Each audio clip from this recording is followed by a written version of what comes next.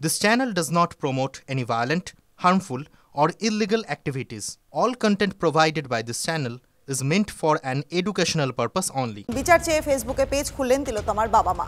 Page থেকে একটা video বার্তা পোস্ট করা হয়েছে, যেখানে গোটা দেশের মানুষকে পাশে থাকার অনুরোধ জানিয়েছেন নিহত তরুণী চিকিৎসকের বাবা মা।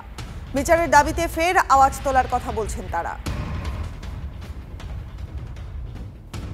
मैं कलकत्ता के आरजीकर मेडिकल कॉलेज का विक्टिम का पिताजी बोल रहा है। आज 4 महीना हो गया।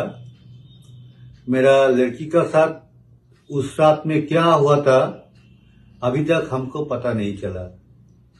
और पहले तो कलकत्ता पुलिस ने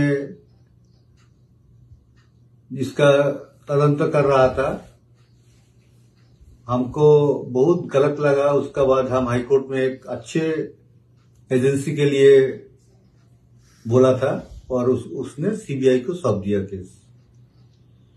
4 महीना हो गया, लेकिन इसका कोई हाल अभी तक नहीं निकल आया। हम बहुत दुख में दिन गुजर रहा है। हर दिन हर पल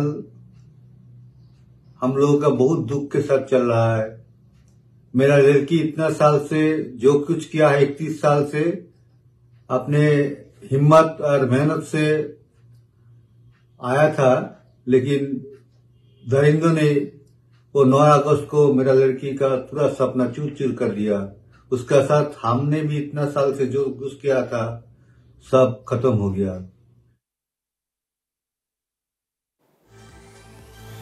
দেখুন, 119 দিন পার হয়ে গেল, এখনো পর্যন্ত সুবিচার মেলেনি এবং সুবিচারের দাবিতে ফের পথে নামলেন জুনিয়র চিকিৎসকেরা।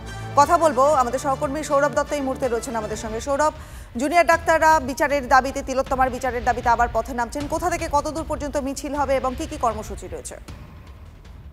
দেখো, প্রায় 4 মাস হয়ে গেল, এখনো পর্যন্ত জুনিয়র চিকিৎসকদের বক্তব্য হচ্ছে যে বিচার অধরা এবং একই সঙ্গে যে তিলোত্তমা কাণ্ডের পর যে বিষয়গুলি, স্বাস্থ্যের যে সকল অসুখ নিয়ে পর জুনিয়র চিকিৎসকেরা রাস্তায় নেমেছিলেন, সেই সমস্ত বিষয়গুলি ধীরে ধীরে তারা মনে করছেন যে সেগুলো সবই প্রত্যাবর্তন ঘটছে। উদাহরণ হিসেবে তারা বলছেন যে থ্রেড কালচারের মূল অভিযুক্ত দে বিরূপাক্ষ বিশ্বাস, তারা নিয়ম বহির্ভূতভাবে ওয়েস্ট বেঙ্গল মেডিকেল কাউন্সিলে তাদেরকে আবার ফিরিয়ে আনা হয়েছে।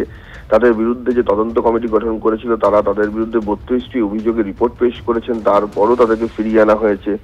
সন্দীপ ঘোষ আর্থিক দুর্নীতি মামলায় যিনি অভিযুক্ত, তার বিরুদ্ধে সিবিআই এর চার্জশিট, যেটা সেই চার্জশিট দাখিলে সরকারি যে অনুমতি প্রয়োজন সেই অনুমতি পাওয়া যাচ্ছে না। এই সমস্ত বিষয় নিয়েই আজকে ওয়েস্ট বেঙ্গল মেডিকেল কাউন্সিল থেকে স্বাস্থ্য ভবন পর্যন্ত জুনিয়র চিকিৎসকদের স্বাস্থ্য ভবন অভিযান রয়েছে এবং সেই মিছিলে তিলোত্তমার বাবা মা তারাও হাজির থাকতে পারেন। একটু আগেই যারা সাধারণ মানুষের কাছে তাদের পাশে থাকার আর্জি জানিয়েছেন ন্যায় বিচারের প্রশ্নে। রনিপা, বেশ, অনেক ধন্যবাদ সৌরভ। নজর রাখুন।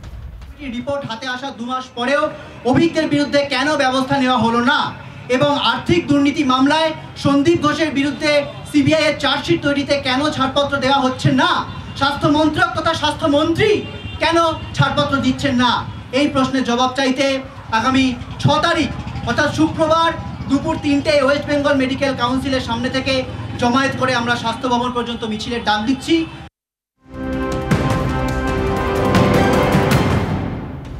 আসুন এবার একটু ওয়েদার আপডেটের দিকে নজর রাখি। উত্তরের হাওয়া প্রবেশ করতেই শহরে বাড়লো ঠান্ডা আমেজ। কেমন ওয়েদারের কি আপডেট জানবো, আমাদের সহকর্মী কমলেশ রয়েছেন এই মুহূর্তে আমাদের সঙ্গে। কমলেশ, দেখো, মাঝে ঘূর্ণিঝড়ের জন্য যে তাপমাত্রাটা বেড়ে গিয়েছিল, মানে সর্বনিম্ন তাপমাত্রা, সেটা আবার কমতে শুরু করেছে এবং আজকে 16.7 ডিগ্রি সেলসিয়াসের তাপমাত্রা নামলো। এটা এই মরশুমে কলকাতার যদি দেখা যায়, এই মরশুমে আজকেই শীতলতম ভোর।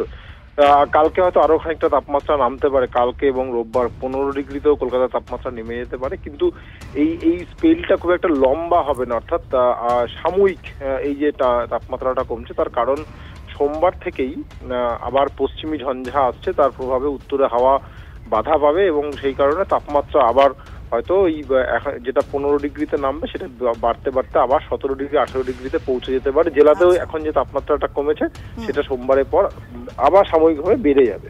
বেশ, অনেক ধন্যবাদ কমলেশ।